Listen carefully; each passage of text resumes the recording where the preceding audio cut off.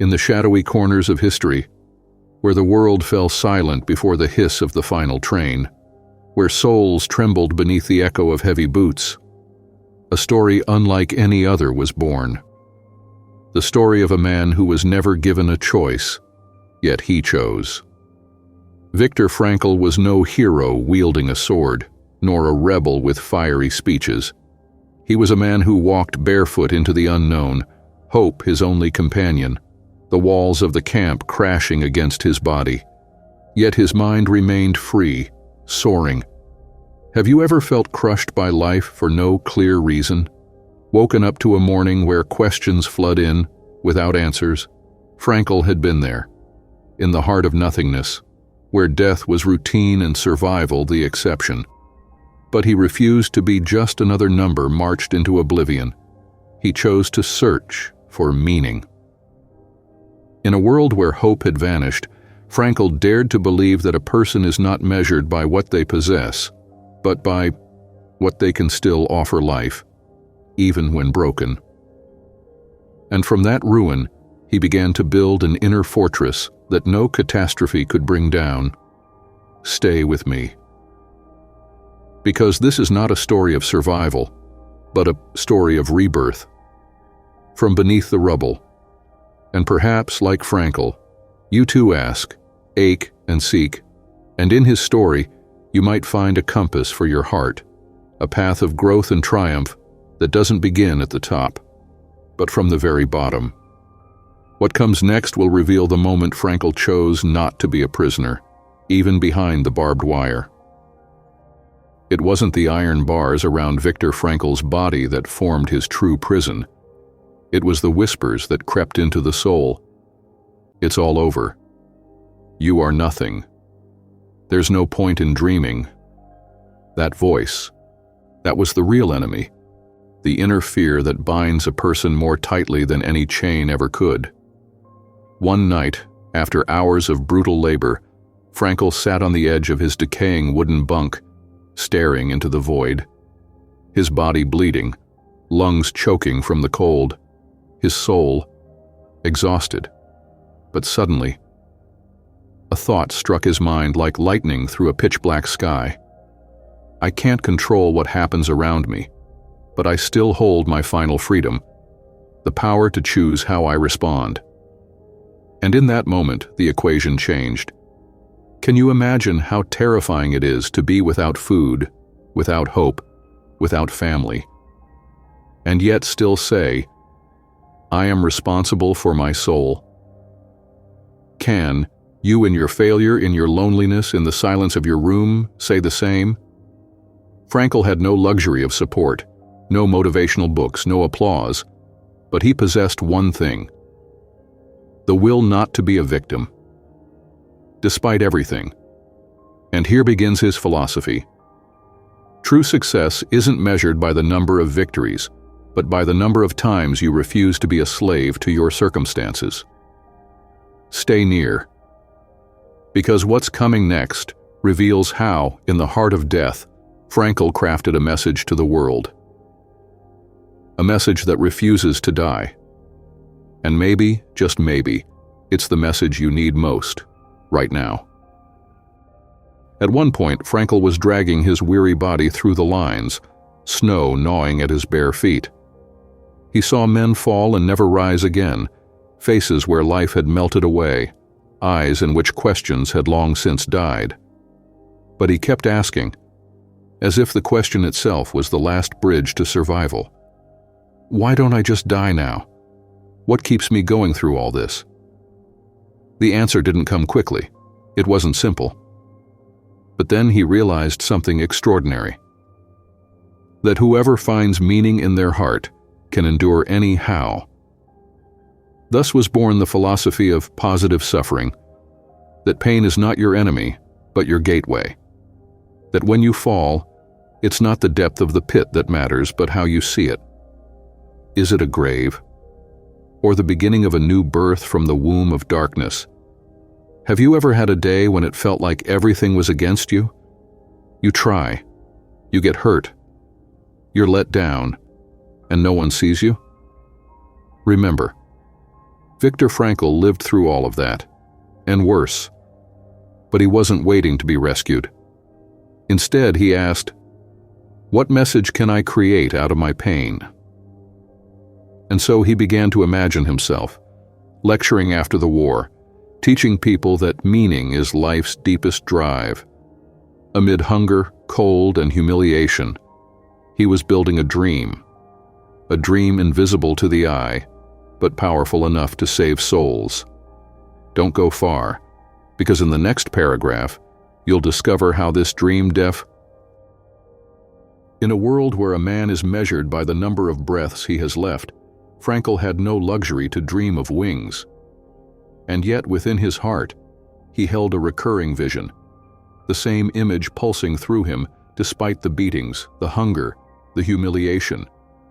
He stood before a great audience, explaining how the soul survived where the body fell, how a message was born from the depths of hell. The dream was simple, yet pure. Pain is never wasted if it flows into the river of meaning. Viktor wasn't dreaming of escaping the camp, he was dreaming of transforming within it. His salvation wasn't in breaking chains, but in rebuilding himself in spite of them. In every moment of weakness, he returned to that dream. And every time an inner voice whispered, "Give up," he answered, "I am not my body nor my suffering. I am what I choose to make of it." How many of us only dream when warmth is available? How many of us abandon those dreams at the first trial? But Frankl was teaching us, without ever speaking, that true dreams aren't born in comfort. They're born in the womb of pain. Stay. Because you're about to witness how this dream, once a faint whisper in the dark, became a light that inspired millions, and may just open a door within you you never knew was there. In a forgotten corner of the camp, where time was buried without sound, Frankl began to write, not on paper, but on the walls of his memory. He etched in his mind every thought that passed, every reflection on the meaning of life, every flicker of hope the cruelty failed to extinguish. He wasn't waiting for circumstances to improve. He chose instead to plant a flower in the harshest soil. He began to see every moment of pain as a lesson, every act of humiliation as a chance to explore the depths of the self, and behind every iron wall, a window for contemplation. Here the equation shifted once more. The camp was no longer just a prison, it became a laboratory for the soul. Not merely a place of collapse, but a place to discover the strength hidden behind every scar. Maybe you too are trapped by unseen walls, a numbing routine, a loss of passion, or a quiet sense of being lost in the noise of the world. But remember, it is not the chains that define us, but how we speak to them from within. Frankl didn't wait to be rescued from hell to begin his journey. He began it right there, within it. Because the true beginning of any transformation is that moment when you choose to understand what you're going through, rather than run from it. Stay. Because the next paragraph will reveal the very first moment when the chains truly broke, and how inner freedom became the first step toward building the self. It was a gray morning, like every morning in the camp. The air was thick with frost and death, faces blurred, pale, like shadows of walking corpses. But something strange stirred inside Frankl that day. A moment when he didn't hear the guard's voice, nor the whip's whistle, but a quiet voice within him saying, "I have become stronger than my jailer." The world around him hadn't changed. He had. In that silent instant, he detached from pain. He no longer suffered within himself, but began observing the suffering from himself. And in that shift, the first chain shattered. He stopped waiting for pity, stopped searching for justice. Instead, he began seeing each moment as a chisel shaping his core. Not because suffering is beautiful, but because if it doesn't break you, it builds you. He had grasped something profound. Freedom is not a door that opens. It is an awareness that is born. How many of us live in open-air prisons? A job we hate, a life we don't understand, relationships that consume us. But you are not powerless. You simply need to see the prison from the inside and declare, I choose how to live this pain. It doesn't get to choose for me. Stay. Because the next chapter will take you to the peak, to that moment when wisdom is born from the ashes of cruelty, and a human being becomes a master, even in the darkest depths of bondage. In the heart of hell, when all things lose their meaning, wisdom sometimes becomes the only thing that cannot be confiscated. Frankl didn't save his body from cruelty, but he saved his soul from collapse. He began to see the difference between those who fall because the world broke them, and those who rise because they chose not to be a reflection of what was forced upon them. He watched his fellow prisoners being crushed, not only under the boots of executioners, but by fear, by the loss of purpose, by the extinguishing of spirit. And he realized, when a person loses their why, they lose the strength to endure any how. So he wrote, deep in his memory, suffering ceases to be suffering the moment it finds meaning. At that moment, the question shifted from, why is this happening to me? To, what can I create out of this? This wasn't abstract philosophy. It was a real lifeline, thrown into the depths of drowning. He didn't just survive physical death. He escaped the slower death that consumes those who stop asking. And to you, seeker of change, know that the first seed of motivation is not an inspiring quote, but a sincere question you ask yourself. What does this mean for me? And what might emerge from it through me? Keep walking. For what comes next is a revelation. How Frankl began to imagine a future in a moment when no future existed. That is where the miracle begins, to be shaped from the void. In the depths of the extermination camp, where souls were crushed long before bodies, Viktor Frankl dared to commit the most radical act of resistance. He imagined the future. His body trembled with hunger, his feet sank into the snow, but his mind soared into an imaginary lecture hall where he stood before a crowd of students, sharing what he had learned about the human spirit from the heart of hell. He saw himself, poised and dignified, explaining how a person can survive spiritual collapse even when everything is taken. Everything except their freedom to choose their response. That dream was not luxury nor illusion. It was his lifeline, the meaning that reshaped a brutal present in the light of what could come. Frankl had uncovered something profound. When you cling to a clear image of your future, you defeat the weight of a dark present. How many of us break? Not because the future doesn't come, but because we've never drawn its outlines, never anchored our hearts to it. Imagine, if you were in his place, surrounded by death and silence, would you dare to dream?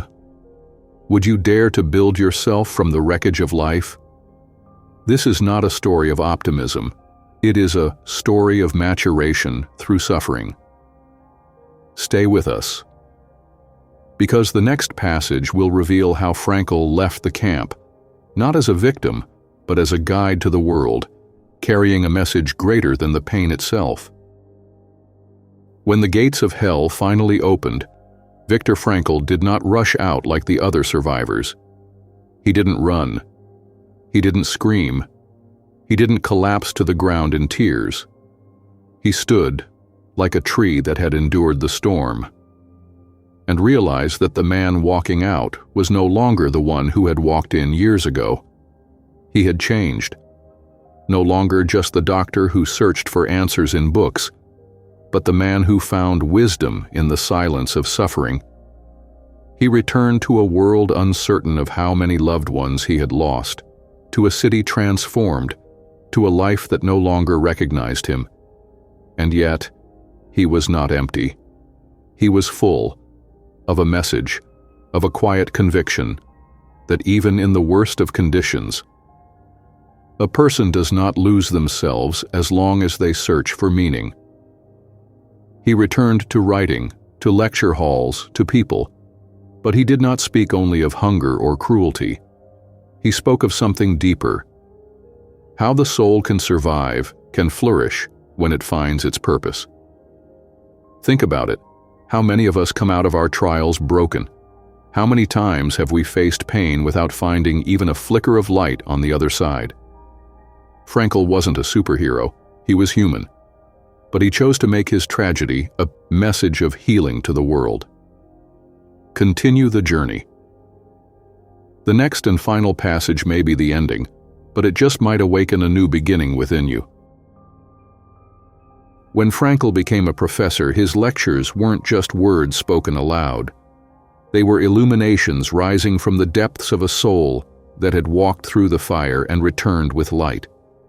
He spoke of meaning, of how even the harshest suffering can be transformed into profound wisdom, how failure, though it may seem like the end, is often just the beginning of a journey no one can predict.